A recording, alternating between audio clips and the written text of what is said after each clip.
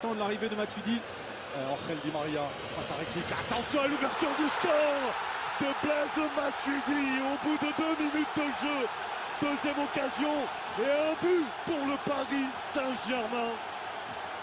Le bloc tactique était bien organisé. Là, on voit il est tout seul, Blaise Matuidi. Rekik, et on voit Rekik complètement en poste arrière gauche qui quitte complètement sa défense pour venir presser justement Di Maria. Donc il laisse complètement la défense centrale isolée. Et Isla qui tarde à revenir justement dans sa position est devancé par Matuidi. Il est tout seul, Blaise Matuidi, du plat du pied pour donner à Steven Fletcher.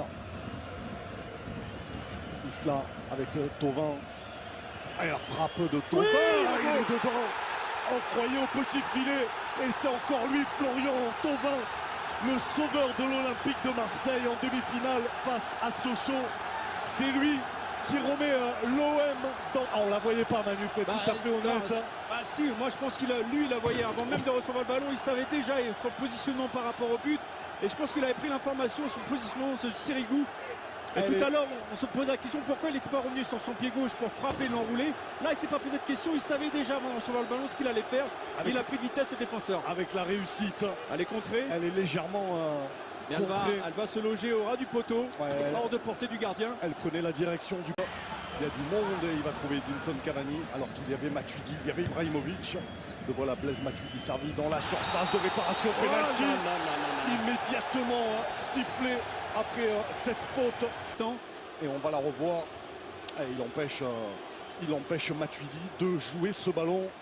Il joue pas vraiment le ballon, hein, Nkoulou. Il paraît... en tout cas, aucune hésitation. Ibrahimovic. Et le voilà inscrit. 2 buts à 1 pour le Paris Saint-Germain. Ibrahimovic, 155e but sous les couleurs du PSG. Première fois qu'il marque en finale de Coupe de France, Ibra. Exactement, il avait marqué 2 fois en Coupe de la Ligue ici. Et c'est son premier but en finale de Coupe de France. Ils ont été encore pris à froid, on va dire, les Marseillais. Contre-pied, parfait. Encore un handicap pour l'OM dans cette seconde période. 2 buts en tout début à chaque fois de demi-temps. C'était vraiment... Paris qui a pris l'avantage grâce à ce pénalty transformé par Ibrahimovic. Il est parti, Cavani, il faut lui donner. Le bon ballon pour Cavani face à Mandanda. Et le 3e but parisien. L'offrande d'Ibrahimovic pour le buteur parisien ici au Stade de France. 7e but sur cette pelouse en finale pour l'Uruguayen Edinson Cavani, qu'on n'avait pas beaucoup vu, et il n'a pas manqué son duel face à Steve Mandanda. Ouais, ça faisait quelques minutes que les Marseillais, notamment dans l'entrejeu, éprouvaient toutes les difficultés à ressortir le ballon. Il y a eu beaucoup de pertes de balles. On voyait les Parisiens qui se projetaient rapidement à chaque fois à la récupération dans les 30 derniers mètres. Et là, il n'y a pas eu le repli défensif nécessaire parce qu'ils étaient en phase de construction. Ballon perdu dont a profité Rabiot, puis Di Maria. Quel service. Et il n'a pas tremblé son plat du pied pour battre Steve Mandanda. Le Paris Saint-Germain. Et l'appel parfaitement donné, ce ballon de Matuidi pour Ibrahimovic. Le 4e but parisien signé Zlatan Ibrahimovic, qui s'offre le doublé dans cette finale de la Coupe de France et qui enterre définitivement l'Olympique de Marseille. Quel ballon de Blaise Matuidi.